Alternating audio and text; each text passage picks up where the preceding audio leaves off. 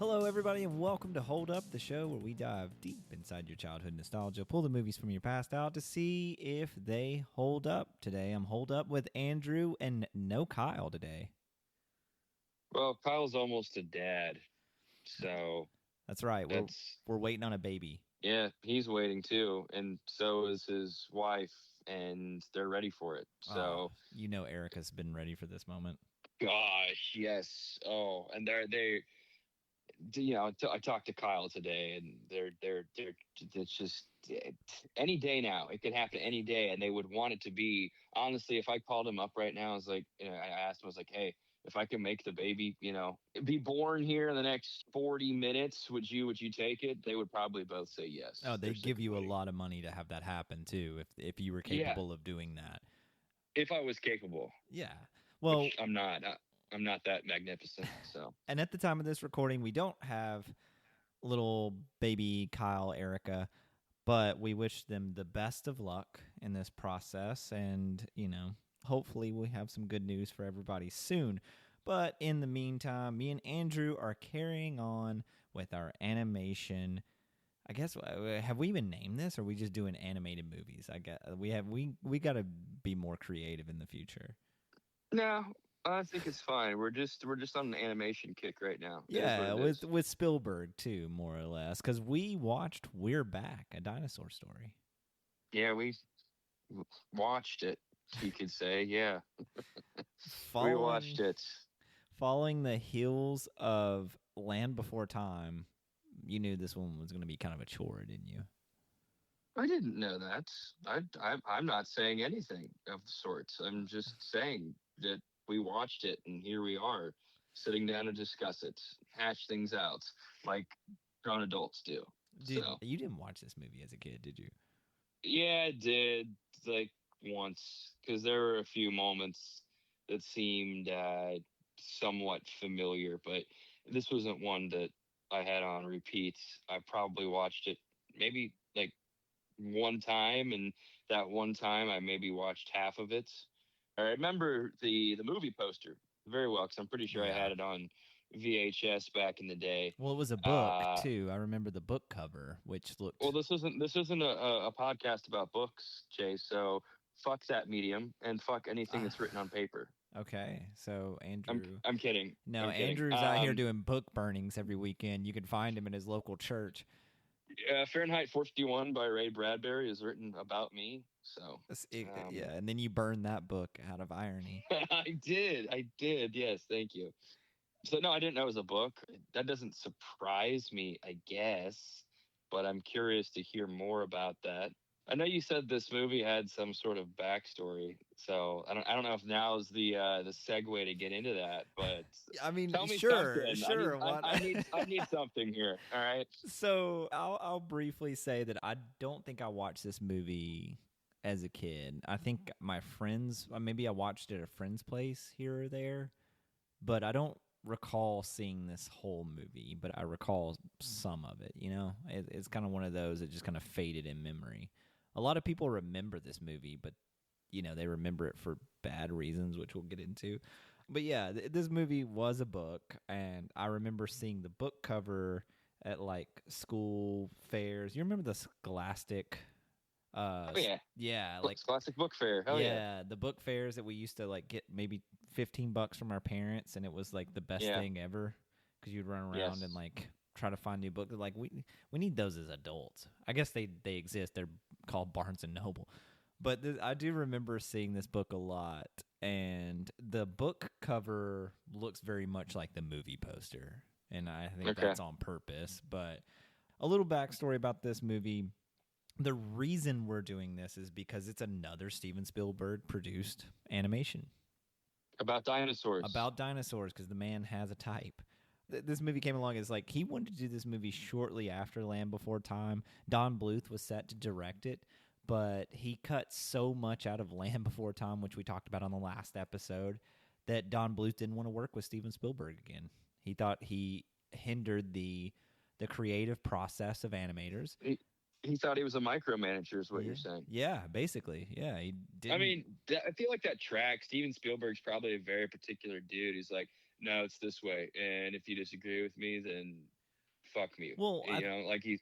I'm sure that's how he operates. And to his credit, he's had some success. So clearly, he's doing something right. we can also extend this to say it is Don Bluth that is making these claims too, and he's been known to terrify children with his animation. And there's been several producers saying that's too dark, we can't do that. So it's a man that's been censored a lot, getting censored again, and claiming other people are the problem. And I'm a big Don Bluth fan, but I could see Steven Spielberg's side of things because we talked about in The Land Before Time. He cut about 9-10 minutes of the film to not go as dark as he claimed it to be, and Don Bluth got mad at that and so refused to work with him on this project. Get over yourself, Don Bluth. Yeah. I mean, come on. Let your ego step aside for a second there, Donnie boy. But Steven Spielberg and 5-year-old son at the time were in New York City, I believe, and he had taken his son into a bookstore, and his son found the We're Back, a dinosaur story book, and Steven Spielberg bought it for him, and his son got obsessed with it. So Steven, obviously being who he is, wanted to make a movie for his son. This was the second animated film under that. I forgot the name of the company. It was like on the tip of my tongue, but the animation company that Steven Spielberg had started, he had started the animation company to do An American Tail 2, Fievel Goes West. Okay. And which was a dud when it came out. We can go ahead and say that. And it led a lot of people to criticize the direction of the animation in this film. Just for reference, the animation studio is Amblimation. That's the name of it. Yes. Yeah. It's by no coincidence that animation studio is no longer around today. It didn't last very long, but we're really focused on We're Back, a Dinosaur Story. That's the highlights that you need to know. Don Bluth not in it. Steven Spielberg's doing this for his son, and he has an all-star cast in it. I mean, Martin Short's in it, for God's sakes. Walter Cronkite. Yeah, which was a strange thing hearing Walter Cronkite in this. I was like, what? I mean, I'm not really familiar with Walter Cronkite's voice. He kind of predated my existence. You know him. You know, like he has a commanding presence anytime he speaks. So, of course, John Goodman.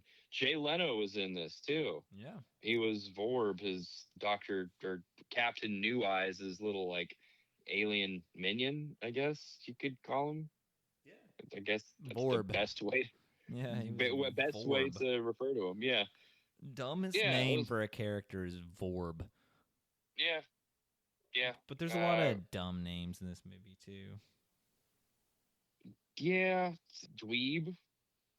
Stubbs. We don't have to go through them all. Like that's plenty right there. The Triceratops. Also, so Yeardley Smith is in this too. You know, the voice of Lisa Simpson, and she makes no attempt to refrain from being Lisa Simpson.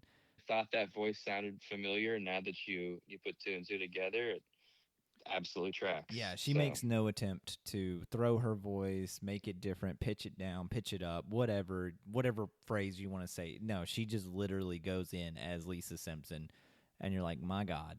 Does she do other voices in The Simpsons, or is it just Lisa? I think she may just do Lisa. She's got such a specific voice, and she was in other animated TV shows and movies when we were kids, and it always seemed like she was always using the same voice. I think it's actually just her voice. She just has a unique voice.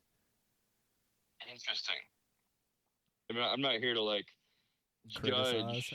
criticize Lisa's or Yeardley's. Excuse me. What's the word I'm looking for? What is it when people? What's the definition I'm going for here? When they don't have a lot of elasticity with what they're able to portray. What's a definition for that? I don't know. You're testing my vocabulary here, and that's not really good. I have an Alabama education. Yeah, versatility. There you go. Yeah, that's. I'm not here to judge Yeardley's versatility, so I won't refrain. I'll refrain from saying a lot lot of more. money off having like that voice. Like her voice has made her a lot of money. Surely she doesn't care what you think with the money you've made versus the money she's made. She doesn't give a shit, and she shouldn't. So I'll shut up from here on out talking about that. We're done. Yeah, done talking about her voice. Yeah. But yeah, that's the backstory. It gets a little bit longer too. There's 4 directors in this. Did you notice that? I noticed there were a few. I didn't look past that just because I wasn't that intrigued. But yeah, I see that now. Phil Nibelink, Simon Wells, Dick Zondag, and Ralph Zondag. Well, those are some great names there. Dick Those are Zondag. aliases. Those guys Honestly, are wanted by the FBI. I guarantee it. That's a made up name right there. That's a front. Those this movie was a cover up. I just want to say it again. Dick Zondag. I wonder if even you're pronouncing it correctly. Yeah, buddy. Zondag. Zondag. I mean, how else are you gonna say Zondag? Zondong. That's even worse. Yeah, probably. Yeah. Zondog. Yeah. Zondog. Zondag. Like this dude's from Boston. I'm sure it's not even close to being pronounced that way. Whatever. It's a name. But let me ask you a question. You've been in the film world, the acting world. When you have multiple directors, what does that usually mean? Tell the folks back at home. Usually there's not like a through line for how you want to approach your characters and goal, or just the plot altogether. You're probably being pulled in a couple different directions, and the vision for everything is probably a bit blurred and pulled. It helps to have a seamless vision and a seamless path to get there, as opposed to multiple avenues. Right. Put it lightly. Anytime you have directors, co-directors, it seems like there's always like butting heads in like you said, the through line is a good way to put it. The through line just gets very staggered, and you don't really know kind of what you're looking at. It is good to mention, we talked about American Tail and, Five Will Goes West, the sequel to that. The sequel was really panned by critics, especially like with Steven Spielberg's new animation studio. This is the second film, and I want you to think about some of these criticisms before we jump in. They talked about it being very hollow, the dialogue being almost unrelatable with the characters, and especially these are kids' movies, right? Like your dialogue's got to be a certain way. We talk about it a lot, and we overlook the dialogue when we review these kids' movies because they're not directed at us. But that's kind of not what we're going for. But at the same time, if you have dialogue that's really kind of set in another generation, it can really throw a whole movie off. And I think that we may get into some of that here with this movie. But Andrew, was this movie successful? That's what I want to know right now. Do we really even want to look those numbers up? Yes. We absolutely want to look those numbers. Okay. Because I want to know. I want to know the budget. Because this is his second film, 4 directors, a huge star-studded cast. I want to know all that. It could not have made money. Interesting. All right. Looks like it made altogether $9.3 million. That's about it. Yeah. What was the budget? Budget for a dinosaur's story. We're back. A dinosaur story, excuse me, was $20 million. So, movie underperformed at the box office. Yeah, I would say so. Only 9.3 worldwide. So, major flop, major failure. Yeah, not good. Oh my God. Not good at all. There's no way around it. It was a freaking flop. Well, and the 20 million budget too is not really that bad, like the budget. No, if you would have told me that first, I've been like, oh yeah, it for sure had to make its money back. But 9 million at the box office and what this 9.3. And this is in 90 what year? 93. 93. Yeah. 93. This is shortly on the heels of Jurassic Park. And that's what Spielberg was kind of living off of. The dinosaur thing was more popular than ever with kids. Yes. All the dinosaur movies that are flooding in, it felt like 9.3 million is super low, even for a bad movie, which I think we've been hinting at this movie being bad. But No, we haven't. We're not. No. We're not. We're not. did you cry? Placeboing Did you or cry during this movie, like you did with no. Land Before Time? No, I didn't cry. Did Okay. you cry, Chase? Yeah, absolutely. It was that bad. Oh, okay. So, well, do you want to just dive in? We might as well just find out. Was it bad? We might as well just go. Let's get into the nitty gritty of this children's classic. Yeah, let's dive right in. So Yeah, so we open this movie up with a bunch of birds. yeah, we're at a golf course outside New York City. Right, but you don't see the golf course at first. So we're inside this tree, and these birds are You fighting. you kind of do. I saw the golf course immediately, and my first note was a golf course in New York City. Interesting. I mean, they exist, but there's not many. You got to go further up or over to New Jersey.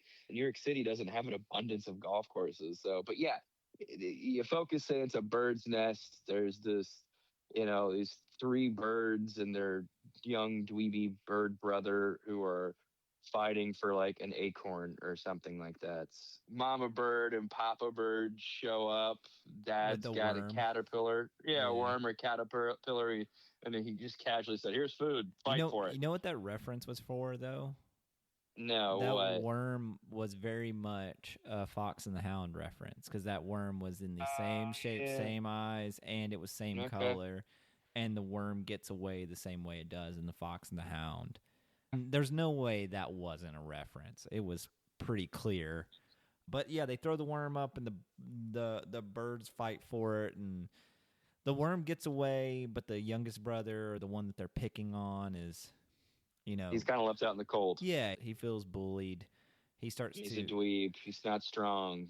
Stereotypes of an outcast, if you will. And he starts to find relief with his mother, and his mother's like coddling him a little bit, and the other brothers are making fun of him, so he's pushing his mother away, and he ends up trying to jump out of the nest. He's like, "I'm gonna fly on my own," this kind of thing. And that's when we're introduced to, I guess, our main character. We don't have a main character, but our main dinosaur character. It's Rex, and he's there on the course playing around. Played by John Goodman. Played by the great John Goodman. I'll never knock John Goodman for anything. He does great voice work here, though. I do say. Yeah, he does. Yeah, he does. But yeah, Rex is just out playing around at some New York City course. And down falls this baby bird. This is the first point in this movie where, I don't know if you ran into this, but the sizing of the dinosaurs changes at multiple points, right? Like, it's already like we've got a dinosaur playing golf on a human golf course, wearing golf gear. So he's wearing a giant polo and a visor. I wonder who made that for him. Did TaylorMade have a contract with him? Was TaylorMade even a thing back in '93? I don't know. I'm not a golf guy. Let us know in the comments. Was TaylorMade around in the early '90s? But yeah. But I mean, his sizing changes multiple times. At certain points, Rex is massive. He's the size of a T-Rex, and at certain times, he's not that big. And then at other times, he's bigger than Godzilla. Did you notice that at all? Yeah. I was like, what the fuck are we doing here? I think it depended on the angle, but this movie is so clearly made for kids. I don't think it was something that they truly cared about, because they didn't think a young mind would notice. But yeah, I noticed it a couple of times, but it didn't. I don't know. It didn't really bother It's kind me. of jarring, in my opinion, because, like I said, I thought the movie was fairly clunky altogether. So, I don't know. That was your least of our problems, was the dinosaurs changing size. I think so. I didn't. Or maybe I just wasn't paying attention close enough for it to bother me. So, and what's funny that too, in itself isn't great. And what's also jarring too is, so when you first meet Rex, he pulls up in the golf course in a Cadillac. He's driving a Cadillac on the golf course. So he's not even using like a golf cart. He is driving an He actual just car drives his car onto the course, which through is the a course. big no-no. Which That's is like, also like, how does he fit in a Cadillac? So he gets out of a normal sized Cadillac to play golf. It's just already starting in this weird way, which this is not in the book from my understanding. So this is all something Spielberg was like, you know what we need? We need to get a T-Rex in a 1983 Cadillac, and what he'll do is he'll just drive it from hole to hole on the golf course. And we'll have him in like a tailor-made costume and like all this other stuff. It just doesn't make any sense. I wanted to point that out. no, it doesn't. Oh, and by the way, TaylorMade's first club was introduced in '79, so Nice. it was around in '93. And so that's shout out, shout out to yeah, TaylorMade. shout out TaylorMade. Y'all can sponsor us. Yeah, We're in the market for that. I could have said Callaway. I could have said anything. I said TaylorMade. TaylorMade. And with it, this podcast is in 44 countries. Like, come on, they owe us money now. That spot And that we just gave them. TaylorMade's a quality club too. You know, I'm never gonna knock them. So like, if they want to knock on our door, we'll be here for them. Yeah, you know? absolutely. I will. I don't even play golf, but I'll start playing golf for TaylorMade. I have TaylorMade clubs, so I'm also putting that out there. Yeah, I'm a fan. I'm a real fan. Don't worry, we're gonna clip this and tag them in it, so they can be the next ad that does a cease and desist letter. Some poor intern's gonna like get the notification, and be like, "Who the hell are these losers?" And just like go to the next video. But anyways, this video brought to you by the great TaylorMade. I don't even know what their motto is. Swing slogan, hard. So. Yeah, there it is. And if that isn't it, they're gonna adopt it based off this clip alone. So. But yeah, good point to move back to the story, I would say here. Moving back is a good point because we go back in time because Rex decides to tell this long, arduous story. He tells the story of Buster because the Buster falls out of the tree and lands on his golf ball that he putts conveniently into the hole. And he's like, "Oh, what's this?" And he picks up the little guy and he starts talking to him. And I don't even know what his through line or like thought process was. But yes, he starts to tell him a story that goes all the way back to like prehistoric times. Put a pin in this too. Yeah. Buster was tired of getting coddled by his mom, and so he wanted to just grow up and be his own, keeper, if you will. The next like hour does not make any sense through this. But we go back, Rex goes back to prehistoric times, says, hey, at one point I was just a mindless eating machine. And it cuts to the Cretaceous period. It shows Rex being a normal T-Rex, not talking. He's just running around eating things. It looks, much like a Jurassic Park movie at this point. And then all of a sudden, this steampunk spaceship comes out of nowhere. So yeah, it's the spaceship with wings. And it is very steampunk. I think that's a good way to describe it. It's clearly not of that time period. It doesn't fit in whatsoever. So it doesn't really fit in with any time period that we're talking about. It doesn't fit in with the prehistoric time period that we're in. It doesn't fit in with modern times, even though it is modern. And it's a spaceship led by a human with an alien assistant.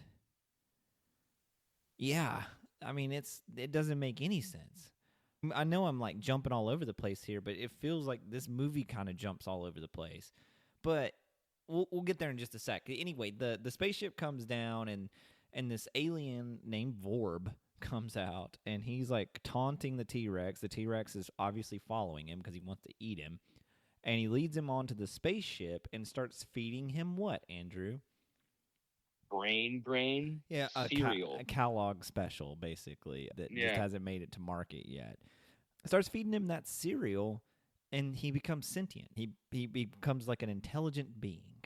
He sheds his animalistic tendencies and becomes hyper aware of who he is and can suddenly speak English and like now has emotions and feelings and is hyper intelligent for a dumb Tyrannosaurus Rex. Yeah, now he's just normal. Or human, normal. Right? Now he's human is basically what it is. it seems inhumane because he was fine. Like, why we don't have to grant him like humanistic thinking, but we do. And this is he gets introduced to the other dinosaurs that have been captured, and they all like hot dogs. They're all just eating Yeah, hot dogs, and that's they're sitting around some like quasi fire with a mound of hot dogs, which are and sausages. They're animated like yeah, sausages, but they're like called brats hot or dogs. something. Yeah. Yeah, Yeah, Polish sausages is what they look like. They're not hot yeah. dogs. That's not the right term, but yet we So again, still use that let's. term. I don't want to recap just yet because I think it'll hit harder if we wait until the next couple of scenes. But yeah, we meet the crew. There's Dweeb, who's like a platypus type thing, not a platypus, whatever. It's the same dinosaur. I'm pretty sure that It's Ducky Ducky, was. yeah. Yeah, Thetlosaurus, something like that. Something. it's something. This is where we A need Kyle. saurus. This is where Kyle is Yeah, missed. He has that useless information that he just like can drop on us. truly, it's the oddest in him. Then we meet the Triceratops named Woog, Elsa, the pterodactyl, who like seems to hit on Rex. Like she definitely like says some like saucy liners, like, "Oh, I like the way you look at me." It's like, all right, chill out, you know. And also, how would that work? But that's Exactly. a different podcast, and we're not going to get into that. We're not going to get into that. You know, Kyle would be all over that, though. He would. We would have to edit. He'd be like, that "Well, out. actually, you'd be surprised," and we'd have to listen to him rant for like 5 minutes About a T-Rex having sex with a pterodactyl. Yeah, and then I would be like texting you on the side, being like, "This is what our life has evolved." But he'd go into some specific about like those animals actually have the same number of chambers in their hearts, so like they are compatible. And we'd be like, okay, all right, whatever, dude. I'll let you have that one. But yeah, they're eating hot dogs. Back to the story at hand. They're eating hot dogs, and then they make their way back into the spaceship where they meet Captain New Eyes. Is that his name? Yeah, Captain New Eyes. The human that is in charge of this operation. And again, I was sitting there questioning, like, okay, he's human. He's built this spaceship, but where did this alien come from? The alien is his assistant.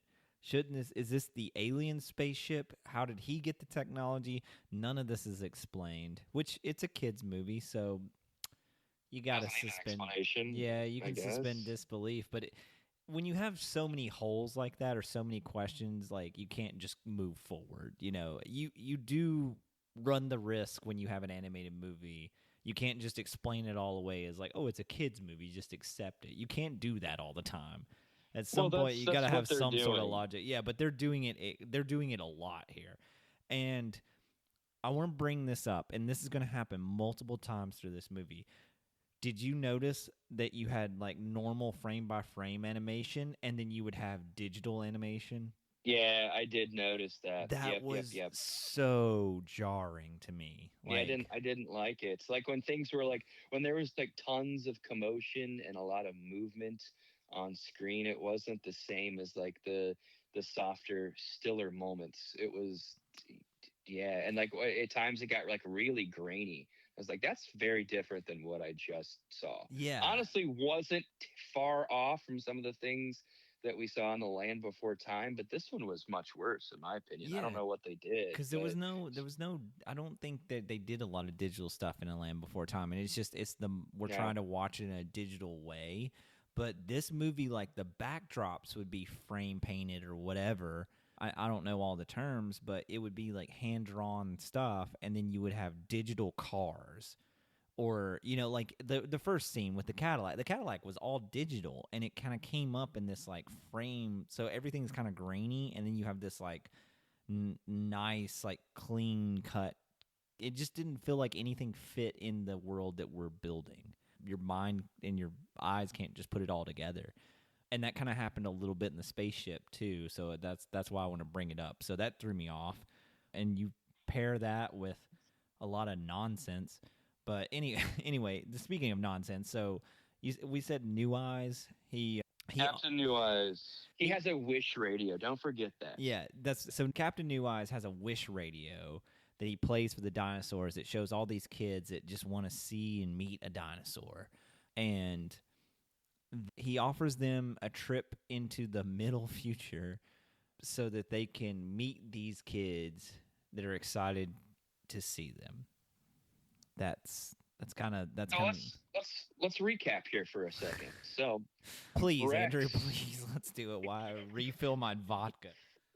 Rex is a Tyrannosaurus Rex, fully immersed in his prehistoric era, whatever era that is. Comes along some futuristic alien ship that feeds him some sort of cereal that causes his brain to develop and take on human intelligence and emotions and completely change his structure. He's then introduced to 3 other dinosaurs who are then introduced to a human captain who can time travel, has an alien friend, and also has the capability of hearing all the wishes of the children of the middle future, and has a goal to send these dinosaurs to the middle future. Yes, and that's where we are. First 10 minutes of the film too. Like, so it packs all this in. And what's funny is when he's showing him the wishes, you get all the kids that are like, "Oh, I want to see a dinosaur for the first time," and then you get this one girl wishing for a hat and a Thanksgiving hat too, and then a guy who's wishing for a friend. So keep those 2 things in mind. But they see all these. And he offers them a chance to go, and then they're like, yeah, we want to be accepted for who we are, kind of thing. And I was like, this wasn't an issue 10 minutes ago when you guys were normal dinosaurs. Like, you didn't have all the human problems.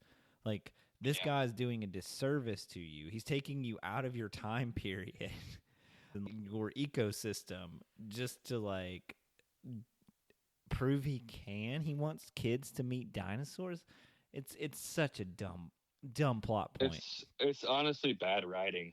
Like, it's awful lazy writing, and the dial. It's lazy roundabout writing to get from point A to point D. But so, did you catch the 2001: A Space Odyssey reference? No, I did not. I must have missed it. Really? Yeah, I must have missed it. I'm pretty sure it's when they get to, where they're going, which is New York City. Captain New Eyes says, "You can open the pod bay doors." He says it just like that. Yes. Like that. Yes. And I heard that immediately, because, like, how often do you hear pod bay doors or open the pod bay doors that, in any moment that isn't from Odyssey? Yes, absolutely. Yeah. No, I do remember that. Yeah, but it's a little nugget there. Yeah, and so he sends them off. Basically, they get into the future. He's telling them to meet who's the person at the Natural History Museum, or something like that. It was some weird name. It was his sister, wasn't it? Or like just like a friend? I don't think he ever said, but he's just like, she'll get you set up at the Natural History Museum so you can start. Oh yeah, it was Dr. Bleeb. Yeah, Bleeb. Okay, so we're really stretching it with these names. We couldn't just do normal names. But she's going to be waiting on them to take them to the Natural History Museum, and then he gives them a warning about his brother, Dr. Screw Eye.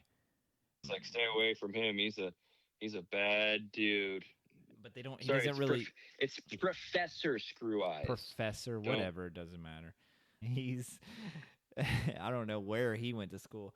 He doesn't really give him a reason to avoid him. He just says he's a bad man, and he shows like this like bubble with imagery of this Screw Eyes character, and he just looks menacing, and that's it. And they're like, "Oh, we need to avoid him at all costs." And then they strap parachutes to him, not telling them how they work or anything, and kick them the fuck out of the airship. I thought that was so funny. And they're like, these dinosaurs that have recently been given human intellect and emotions are like, what? Are we going to die? What's happening? Yeah, and they're given human-sized parachutes, not told how to use them, and they're just dropped from the stratosphere. onto like Yeah. Earth. It is amazing to me. I was like, oh, they're going to die immediately. And they send a raft down with them. And somehow the raft falls at the same speed they do. I'm not that great with terminal velocity or physics, but wouldn't the raft float more? They plummeted a while before their parachute went off. Yeah, Um, that raft isn't gonna beat them down there or meet at the same time. but we have a Godzilla So reference because they ended up in the Hudson. Hudson. It was either the Hudson or the East River. I honestly I couldn't tell. There were certain angles where it seemed like it could have been With all the both. trash, probably the Hudson. Honestly, the water looked pretty clean from how they drew it. So it looked like it was pretty clear, Well, that's just New. That's just New water. York propaganda. Is all that is. That they I couldn't do I that will for say the kids animated movie. They weren't going to actually animate the water to be choppy, the green, and Hudson disgusting. the Hudson has been cleaned up quite a bit in the past decade. It's been so good that they've now started to see whales again. So we make fun of the Hudson, but they've done a really good job of getting it back to a good And place. it doesn't So matter if we can go drink out of the Hudson. The Hudson's always going to be known as like a dirty river. That's just always going to be it. did I ever tell you that I saw a boat catch on fire and literally sink in the Hudson? No, but that's the most I swear Hudson to thing I could think of. I was on West Side Park on like 120th or like 116th having a beer and like a burger with some friends like 4 years ago. And we were just looking out and we saw this one yacht cruiser that was billowing with smoke, just kind of driving around in circles. And then we heard people screaming, and then we saw helicopters and boat police, coming to the scene, and they rescued the people. Some people got into helicopters, some people got into the boat, and like 10 minutes later, that boat was almost completely capsized, and like the bow had started to, go all the way up. And the boat was going straight into the water. Like, I recorded this shit while we were sitting there just casually drinking a beer. And I'm pretty sure that I was like on Twitter trying to find live updates as to what the hell was happening. Because I was enjoying it, but then I thought to myself, I was like, if someone's actually dying, I shouldn't revel in this. But turns out everyone was saved. The cruiser sunk, and they were drunk as shit and like hit like a rock or hit like another boat, and that's what caused the capsizing. My But I literally God. watched that happen in the Hudson, and it was quite the New York tale. So I mean, yeah, I feel like, yeah, that's New I York. just had to share. I just had to share. That was one of the wildest fucking things One I've ever seen happen with my own two eyes. one So. day we're just gonna get my brother or my sister-in-law on here and just have them talk at length about their time in New York and the crazy shit that they've Oh, seen. there's so much. There's so much. But I'll be back back there to in the April. I'll Hudson. just record him talking. That's what we'll do. But back to the Take him to the Hudson. Now it's take got him back up to the dinosaurs Hudson. in it. Like, And they're on a raft that's clearly holding their weights with no and issue whatsoever. right, So and the raft is a normal human-sized raft, and this has got all four dinosaurs on it, including a T-Rex. And again, the sizing of him changes to fit the raft now. yes, But again, as they came down on the raft, they crush this kid's Tom Sawyer wooden pallet that he has got all of his shit on, and he's on his way to the circus because he wants to run away and join the circus for whatever reason. Maybe his parent. He left home, I guess. I don't. They didn't really he's specify why he left home. He just wants a friend. He's the same kid that we saw in the bubble. It's like, I wish I could get a friend. It's like, well, you're not going to get a friend on a wooden raft in the middle of the Hudson going to the circus. But that's his backstory. They crush his raft and all of his shit in it. And so he has he to almost drowns. he almost and then drowns. There was wrecks. there was some cool audio Sorry. at this point though, because he was listening to music on like a stereo, whatever you want to call it, and as it goes through to the bottom of the Hudson, you can still hear it playing through the water, and that was like a little cool little audio trick that they pulled off there. But Oh, that's about as good as it gets. That's nice that you even recognize that, because I sure didn't. That escaped me. So So good on you for paying attention. so Good the, on you for giving the art that we were reviewing your time of day. yeah, it was definitely a time of day. And so they pull the kid out of water and he meets the dinosaurs for the first time. And he's kind of like taken aback, but not as much as you would think with a kid meeting dinosaurs for the first time. Not just any dinosaurs, but dinosaurs that could talk, which is Yeah, often the talking part seems to be overlooked in this movie. Anytime people meet these dinosaurs, like, oh man, it's actual dinosaurs. They don't go, oh my god, it's sentient dinosaurs that are speaking English and making references to things that I know about. Like, it made no sense. But again, we don't have time to go through all the things that didn't make sense in this movie. We're just going to hit the high points. But yeah. but they're trying to help him get to the Natural History Museum. His name's Louis. Louis. His name is Louis. Yeah, he actually has a human name. He's a New York kid. He's a New York City little river rat. Sounds like he's from New York. Has a little New York accent and everything. But he's kind of like comes a and vagabond. goes too. Honestly, yeah, it does. It's not as consistent. It depends on the words and the delivery. But well, when he's about to abuse the girl we're about to meet, when he talks about beating the shit out of her, that's when he gets the most in New York. If you notice that. Yes. Oh, come off it! Why don't ya? But yeah, this kid is kind of bewildered by these dinosaurs. He's pulled onto the raft. He starts talking to them. He realizes that they're not harmful. So I guess he just settles in automatically. They get to shore, and then somehow Rex falls back into the water and like almost drowns because he can't swim.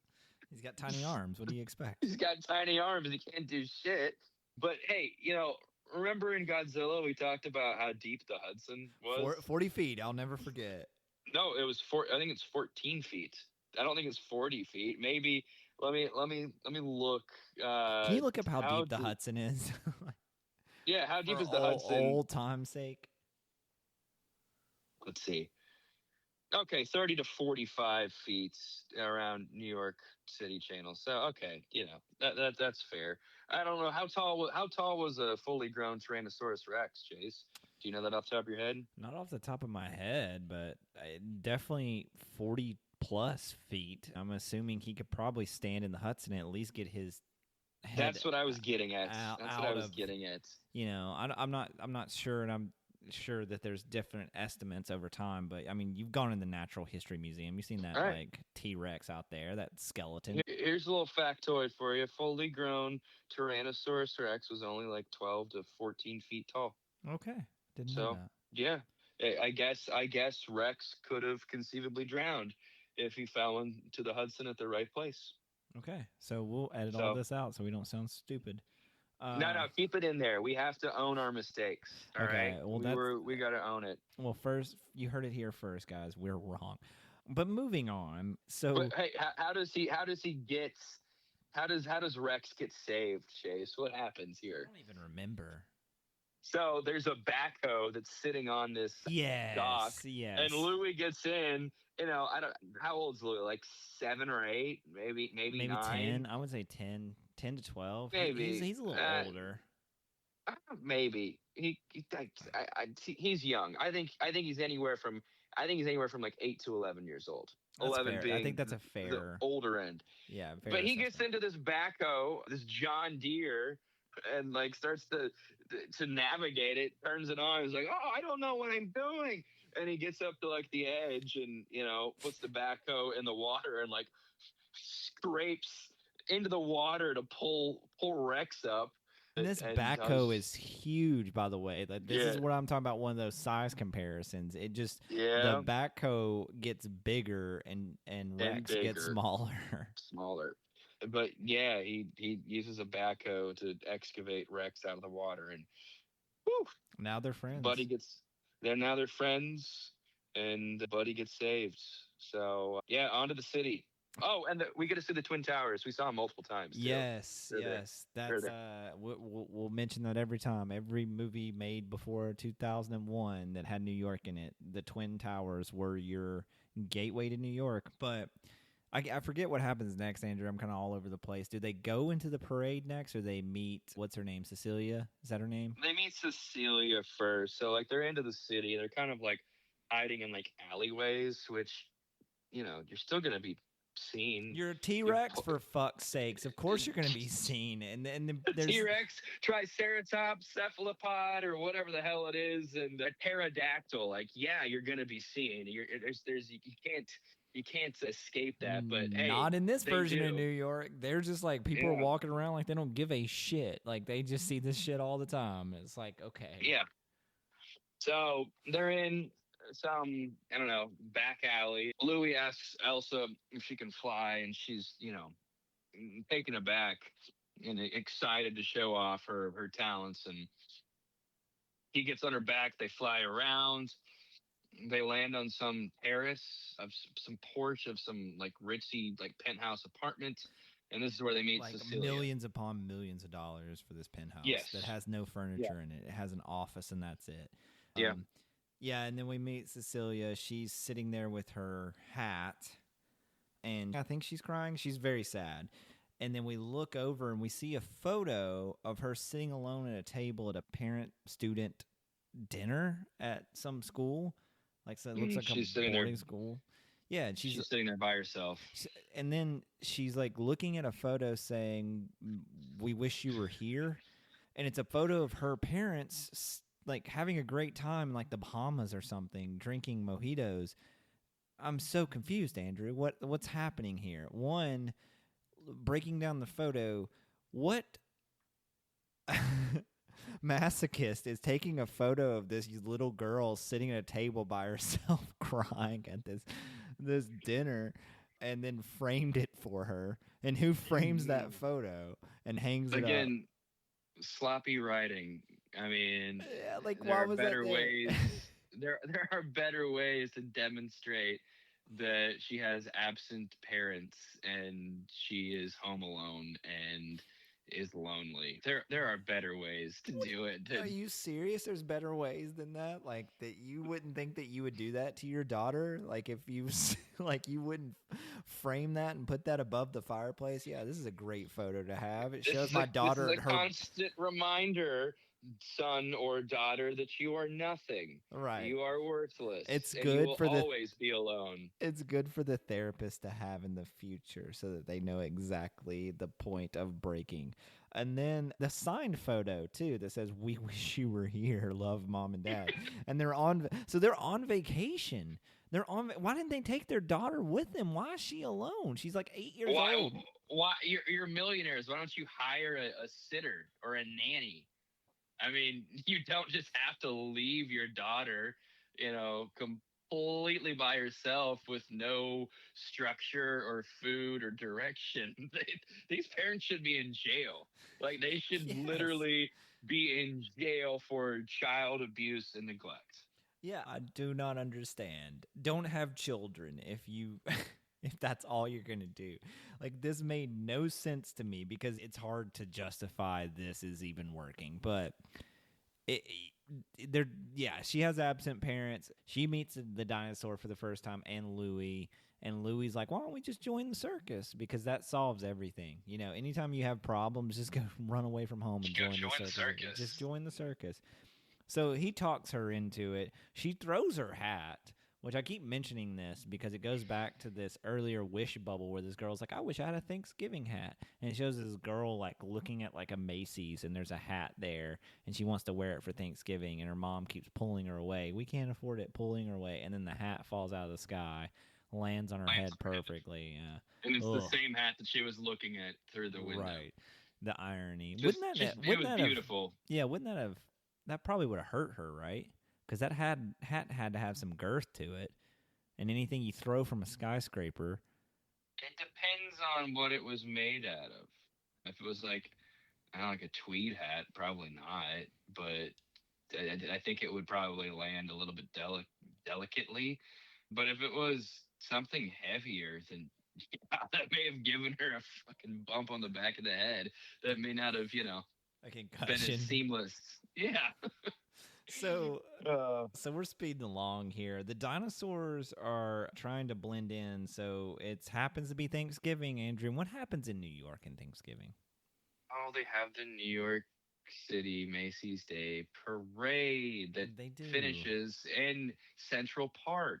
It It's does. really cool. It goes up 34th Street and all the way up to, the south end of Central Park. Right. And And how let's fitting. and before we move on, we also have to mention too that Louis has talked the dinosaurs into getting rid of their plan of going to the Natural History Museum, and they're going to join him at the circus. Yeah. And I forgot how he talks them into it, but it wasn't a whole lot. So now they're all looking for the circus, and they know it's at Central Park. So they're like, oh, the best way to get to Central Park is through the Macy's Day Parade, and you guys can just be parade floats. And all the kids are seeing the floats and just oohing and ahhing over it. And this gets Rex to break out into song, the only song we have, the only number in this movie. And I liked it.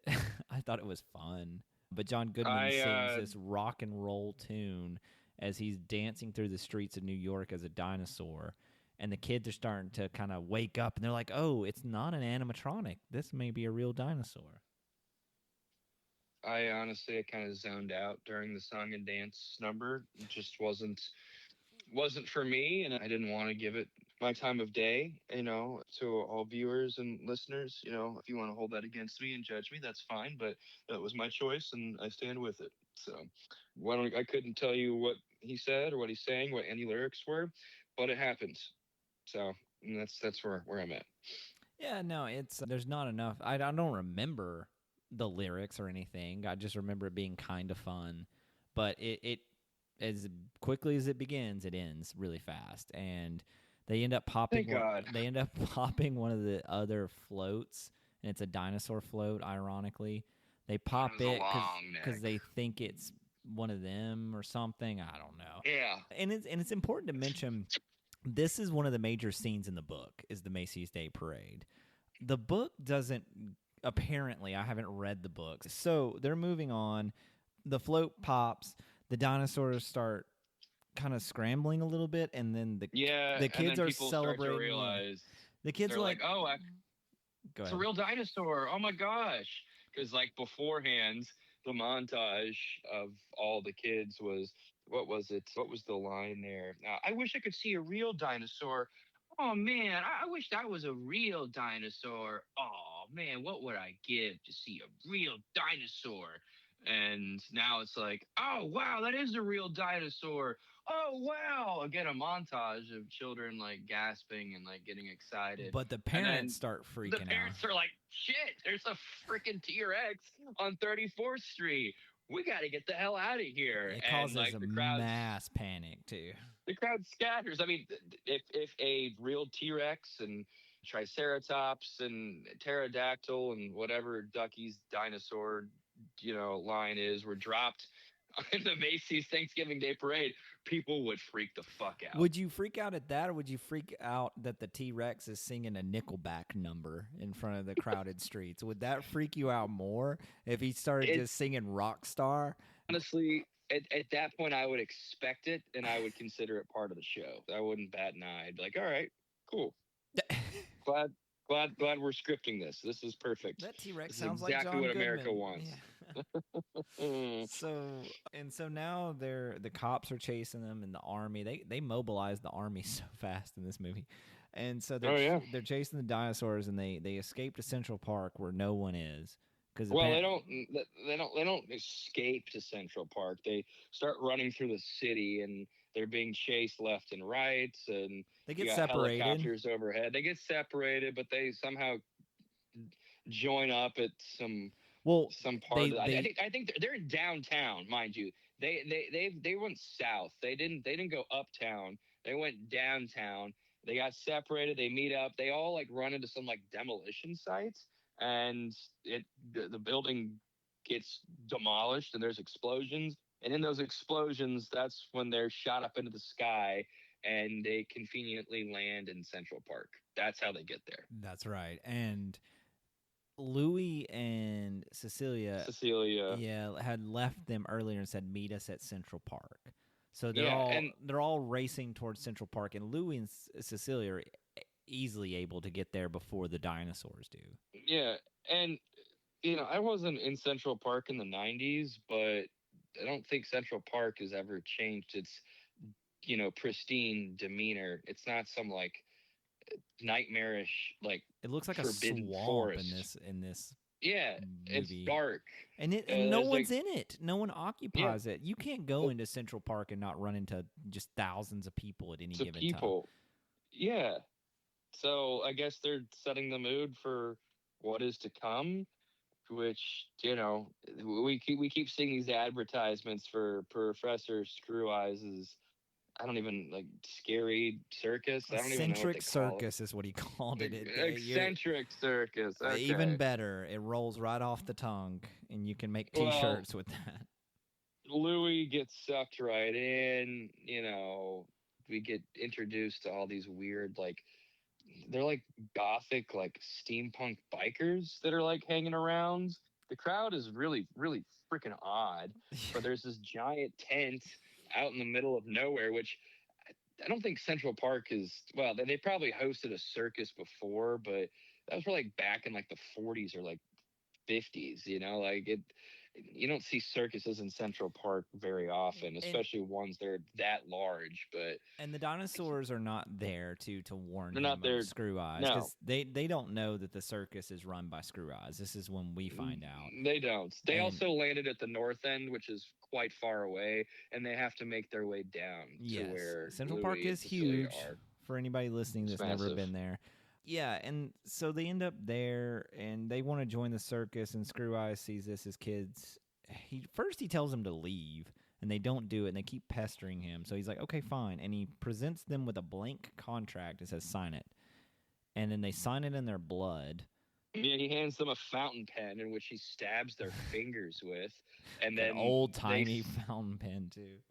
God, and they don't even like sign. They pretty much just like take their cut finger and tap the paper, and some contract appears, and it's written in blood, and now they Exactly, belong it's a to tap to Screw pay. Eyes. This is Apple at Yeah, its finest back they in were the. this movie was ahead of its time in that regard.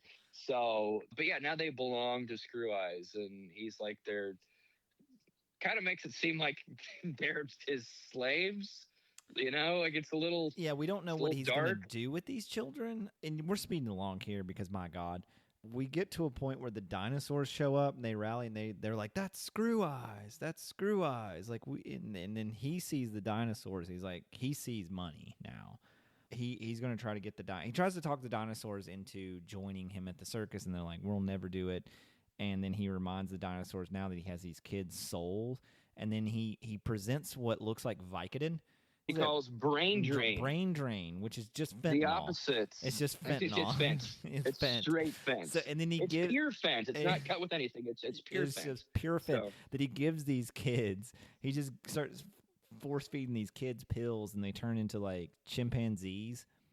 I don't know why. yeah. What do you think that's it's the opposite? It's the opposite of brain drain. wouldn't the So opposite it of brain drain be deteriorates. like they turn into dinosaurs themselves, like the old?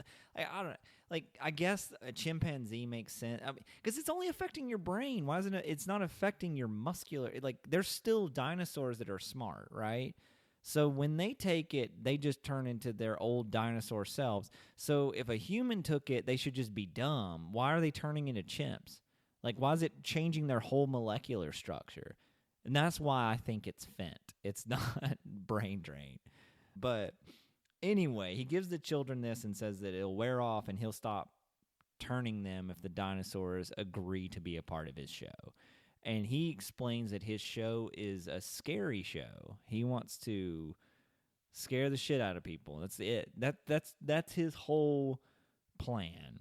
But he has an LLC and a long-running business. Like, it's not like he's doing it I guess not even in an evil way, really. But It's kind of evil. kind of, But I like, guess because the children are slaves and now they're chimps. I don't. yeah, But anyway, the dinosaurs agree reluctantly to save the kids, and he gives them the brain drain, and they go back to how they were, which is they not go a back to crime, their animalistic ways, right? and they'll be great. They'll be a great circus display for years to come. which is what happens next. People start showing up to the circus, and the budget he has for this circus is insane. Because before even the dinosaurs come out, he's just like throwing out all these like elaborate effects with smoke and flares, and there's a bunch of crows everywhere, like crows just falling out into the audience. And the interactions that this audience has with this show is they're just like screaming and running in terror. I'm like, that doesn't make sense either, because people love like haunted houses and scary shows and shit. Yeah, the crowds for that kind of show are going there because they want to experience that. These people paid for it. Why would they pay their money and then immediately run out? But anyway, we get to the point of the show where he introduces the dinosaurs, and they're kind of chained down, and Rex is out there, and he starts like, roaring and all this stuff, and people like leave. Like at one point, you're seeing the audience is like a group of people, and they're all by the exit doors trying to pile out, but the stadium's completely empty. And then he uses his eye, which is a screw eye, like a legit screw, and he looks into the dinosaur, and it has this like green magical flare, which they don't explain where this came from or why. And he's able to control Rex with his eye. Did I nail that, Andrew? Is everyone at home with us still? Are y'all able to process the information that we've thrown up on you? Is it still sticking? Whatever. if it's not sticking, then they turned this episode off when we started talking about TaylorMade. They're a bunch of Callaway fans. So, to wrap all this up, he's showing that he can control the T-Rex and that he controls fear, I guess, is what he's trying to do. And at one point, he picks up Screw Eyes. He's about to kill him, which I'm like, yeah, do it. Kill him, and everything will be fine. And then Louie shows up, and he's talking to Rex. He's trying to say, no, don't do it. You're not like him. Don't kill him. You're better than that, and all this other stuff. And they cut over to a scene of Cecilia, and she's like, she's saying, let no bad happen. Did you catch that quote? No. That was part of the dialogue I was talking about. It was just really bad. She said, let no bad happen. She's like praying. And then they cut back to Louie. He's crying, but his touching, like loving heart brings Rex back and gives him sentience. And human sentience, mind you. Human sentience, and then everyone starts cheering. Then the kids start hugging the other dinosaurs, and they're coming back to life. And I need to mention the clown played by Martin Short. He's not in this movie very long, but he works at the circus, and he's trying to be a comedian. He wants to make people laugh, not scared. He's kind of funny. He's kind of funny. He's a good clown, but he does this like long monologue too after the Stubbs. So the dinosaurs are back, and they decide not to do anything. The crowd's cheering and happy. Screw Eyes is like, well, my circus is now ruined. And then Stubbs just goes on this monologue about quitting the circus, and people start laughing as he leaves. And Cecilia wants to...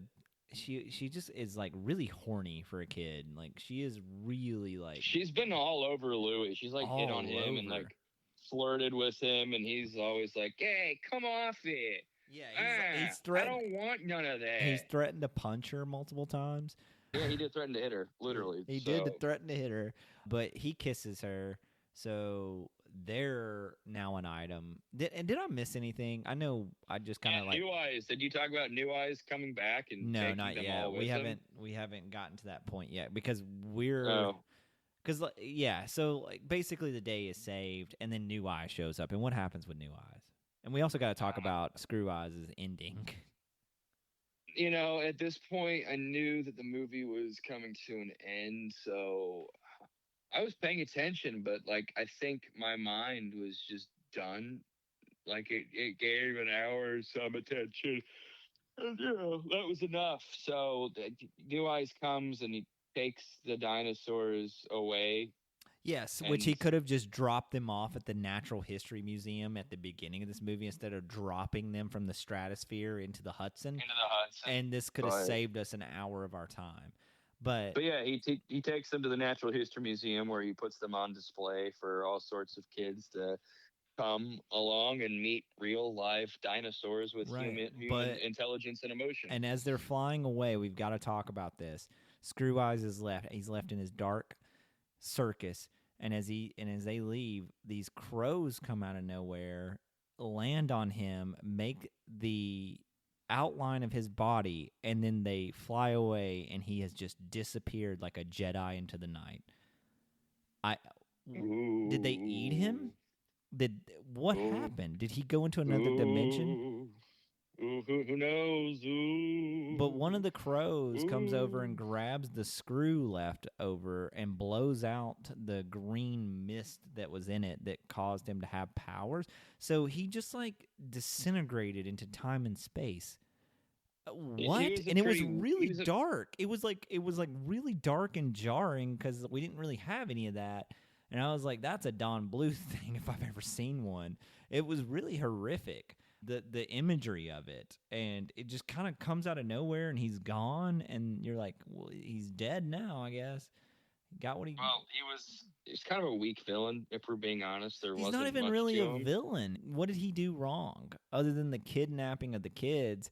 But even that, at that time, he told them to bug off. He wasn't trying to bring them onto the circus. They forced his hand, and all he did was return the dinosaurs back to their natural way of thinking. He didn't, and then he got eaten by crows. Yeah, I guess you're right. He really didn't do much bad. But you're programmed to think he's a bad dude, I guess. And he's dark and different. But he just runs a haunted house is all he does. Like I know people like him and they're good people. They just they like horror a lot. And I don't think that that's necessarily something you should like have a bunch of crows eat that person's soul away. They're fine. But also enslaving children and taking their souls, I would say that's not a good thing. Yeah, but he traded it back to the dinosaurs. He just wanted the dinosaurs. The children just became chimps for like 5 minutes, and that was all that happened to them. Did he have to appear in front of the House committee and, give his testimony for, stealing children? He didn't have to because he was eaten by crows, Andrew. You got to be listening. Right. Like, if the crows didn't eat him, he would have gone on trial for kidnapping and felony evading. I'm sure he has tax fraud somewhere, too. That circus wasn't making money, and he had to write that stuff off. He's also a guy that would steal copper piping and stuff like that. He's a real rat, You're talking about somebody's uncle who shows up for Thanksgiving, eats all the food alone in the bathroom, and then leaves, and smells like brandy all the time. Leaves and goes down to the basement utility room. They're like, Where's Uncle? Give him a name. Screw Eyes. It's Screw Eyes. Yeah, Uncle Screw Eyes, and he's in the utility room ripping out the plumbing to sell because he can't make ends meet. And then he leaves. He doesn't even say goodbye. Yeah, that's what's happening with him. And it's a Thanksgiving movie, so it doesn't make sense. But all the dinosaurs turn to the Natural History Museum. They're educating kids. Kids are excited to be there. They're jumping the rope, which I don't know why they put the rope there if they're just going to cross it and touch the exhibits. And that basically wraps up the movie. And we're back as now we're done. We don't have to watch this ever again. Andrew, start with you. Watching this movie as an adult, how did it make you feel? Made me feel like I should have spent the hour and 13 minutes doing something else. That's how I felt. I mean, I struggled to pay attention at times, gave it my all. I went in with an open mind, but literally fell asleep at one point, had to rewind back 10, 15 minutes to catch up on what I missed, even though I didn't really want to. Yeah, it just wasn't the best use of my time is what it boils down to. So... Yeah, I mean, I don't think either one of us had a lot of nostalgia for this, and so I didn't have anything that kind of. Sometimes that nostalgia we talk about on this show really helps in situations like this where the movie's gonna be bad, but you can think of a time where you were watching it. That didn't help here. This movie's terrible, by the way. I hated the animation of it. The characters made no sense. The dialogue was terrible. It was too short to build anything, but too long to care. And it was a mess of a plot. And we forgot to mention, but it doesn't matter. He goes back to the bird at the end of the movie, and the bird goes back to his nest and becomes a mama's boy still. That was the whole morale of it. Like, it makes no sense. Like, that you introduce characters, throw them away. What was Rex's, like, what was his motive, or, what was he trying to relay to Buster the bird? Like, what was the moral of the story? I have no fucking idea what it was. And you want to talk about Screw Eyes being the bad guy. Well, what about New Eyes? New Eyes, and also they should have the same last name, right? If they're brothers. Yeah, and like, so what was his purpose? He's going... this motherfucker can, time travel, and he can, make animals and other things sentient and aware. And you have that power and that capability, and all you want to do is go back in time and give dinosaurs some cereal to bring kids, a living dinosaur to view. That's all you want to do with your capability, man. Fuck you. Yeah, I mean, all he had to do was better. Yeah, go back to 1937 and put a bullet in Adolf Hitler's brain. Like, what are we trying to accomplish in history here if this is all you're going to do? Like, my God, it made no sense. It's just overcooked plot. And the hot dog references. My God, the hot dog references. And in not one point in this movie were they actual fucking hot dogs. They were all Polish sausages. They were animated like Polish sausages, and yet the dinosaurs, like, as they're running, yeah, they did. As a vegetarian, I wanted one. And as they're running through the streets, knocking over hot dog vendors, these Polish sausages are going up, and they just constantly make references to that. Why? Why was hot dogs the choice of food to give a dinosaur? Is that what you would do? This will make you happy. Steven Spielberg actually has a cameo in this movie. Really? Like, legitimately, yes. In the scene around the Macy's Thanksgiving Day Parade, there is a man who's wearing like a trucker hat and has glasses and has a Jurassic Park shirt on. And it looks exactly like Steven Spielberg. And I did confirm. It's so brief. You have to, like, find a still. If you Google Steven Spielberg, we're back cameo, you'll see it. Do it right now. I want to hear your reaction. It'll make you feel a little bit better, I think. Oh yeah, it is him, isn't it? It's absolutely him. He's got a camera and everything, and he doesn't have white hair. It's dark colored. But this would have been 93 too, so he would have not had tracks. But and then they also put the Jurassic Park Easter egg on the movie theater. If you saw that, it said now playing Jurassic Park. So I was like, I did see that. We don't need that. We didn't need that. Well, anyway. Well, it was 93. It would have been playing. So yeah, that's true too. Andrew, does the movie hold up? No. No, it'd be okay for a young child, but it doesn't. It doesn't hold up. I hope my child's more sentient than that to be able to, like, recognize that this is trash. For like a 4 or 5 year old, I think it'd be okay. Yeah, it was an hour, which made it bearable. It's bearable. Yeah, I wouldn't say it's worse than any. It's not worse than Christmas with the Cranks, which was our. We gotta get that list out. So it was Batman and Robin is the worst film we've seen on this show. Easily, yeah. And then I think we put Christmas with the Cranks at number 2. Was it really that low? Yeah, we had a huge argument on it, but we know, and Godzilla was 3, but I think those are our top 3. We're not going to go deeper than that. We've watched a lot of shit on the show. No, I didn't like this movie. It was. I'd watch it again before I watched Christmas with the Cranks, though, or Batman and Robin. Or Batman and Robin. For sure, 100%.